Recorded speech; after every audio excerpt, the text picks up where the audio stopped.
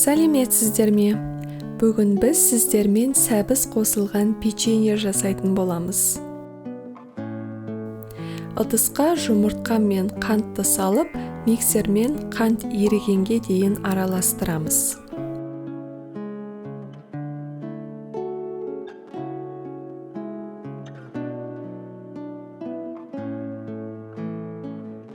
Жұмсақ майды салып, тағы біраз араластырамыз.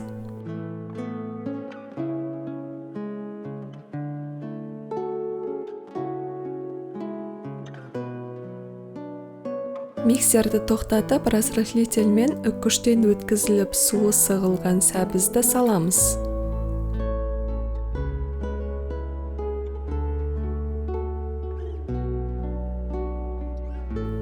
Ұнның жартысын салып араластырамыз.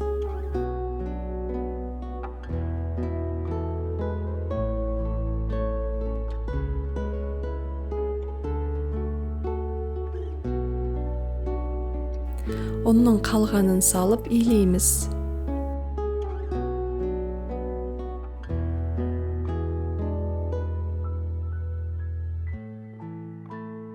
Қамыры қолға жабысқақ болып келеді.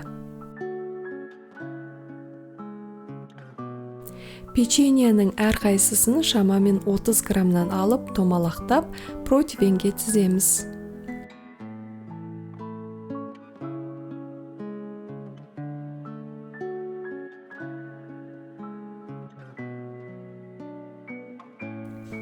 Алдын ала 180 градуста қыздырылған пеште 25 минуттай қызарғанша пісіреміз.